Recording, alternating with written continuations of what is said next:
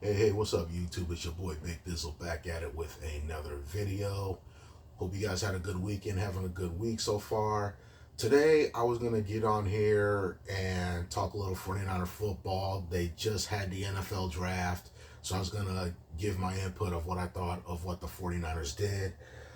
But we also got the NBA playoffs coming on. My New York Knicks are now up 3-1, and there was some controversy involving game 4, and I just have to get this off my chest.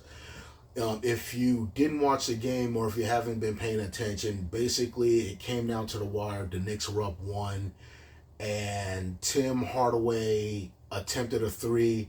Looked like he was bumped by Josh Hart. Um, the shot was missed, no call, game over. Knicks go up 3-1. I've been hearing a lot since yesterday about the refs, obviously, how the refs are benefiting the Knicks. The refs don't call nothing. And this is my take. Number one, was that a foul? Yeah, it probably was a foul. But this is why I'm going to push back against that. If you watch the game, you will notice that the refs swallowed their whistle. They were letting them play. Watching yesterday's game reminded me of that old school 1990s basketball that I grew up watching, that I loved. And I think I was watching a little First Take this morning. I think Stephen A. said there was a total of 34 fouls, named with 17 fouls going to each team for a total of 34. So the way I see it, and the way how they were not calling the fouls, they kept it consistent. I mean, yeah, the timing of that last foul was, but I think this would have been different if they were calling fouls like crazy and then somehow they missed that foul on Josh Hart. Then I can definitely understand, but hey, this is sports. You're going to miss some calls. It happens. Number 2, if you want to be considered the new identity of the Bad Boys, a new version of the Bad Boys, just like Isaiah Thomas, Dennis Rodman, Bill Laimbeer, and all that, my suggestion is suck it up. Those teams back in the day, in the 80s and early 90s, they done took way more abuse than what you're getting in this series. And I'm just going to leave it at that right there. Take number 3. When you commit 19 turnovers like the Detroit Pistons did, you get what you ask for. And honestly, the Detroit Pistons shouldn't even been in that position. And I could probably say we shouldn't have been in that position too, because we were dictating the pace in game 4 early, had I think as much as a 13-point lead. And then at the end of the second half, Detroit started making their run and making things difficult for us. So, I mean, if it had went the other way around, we could be questioning ourselves about, hey, we dictated the pace and then somehow the Pistons flipped the script. But again, in the long run, 19 turnovers, you're not going to win a lot of games in the NBA. And unfortunately, that was the Pistons' undoing. And we could talk all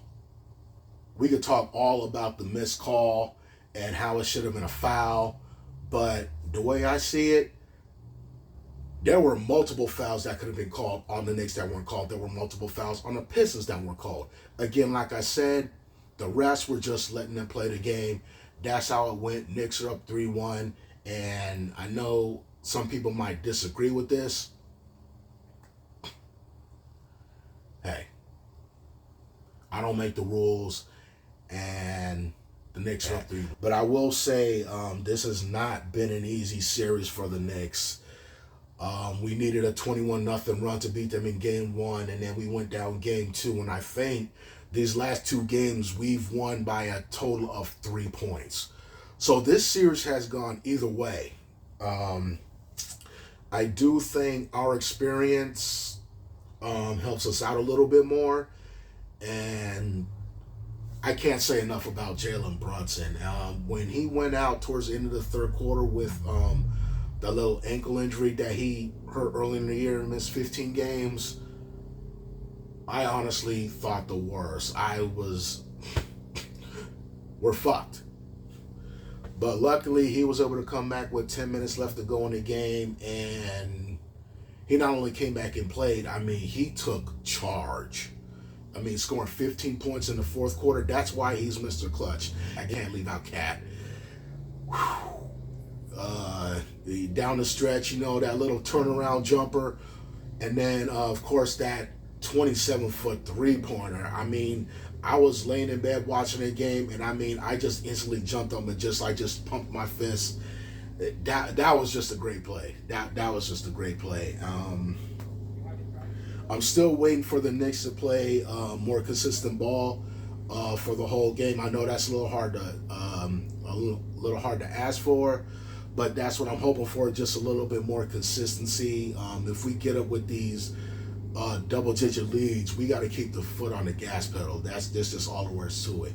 We can't be letting these teams back in it and then giving them hope. And I mean, luckily for us, we was able to overcome everything, and we're like one game away from going to the second round. But it's not over yet. We still got our work cut out for us, and I know Detroit's going to come out fired up tomorrow for Game 5, so we'll just see what happens. So, all right, Knicks fans, thank you for watching. Hope you guys have the good rest of the week.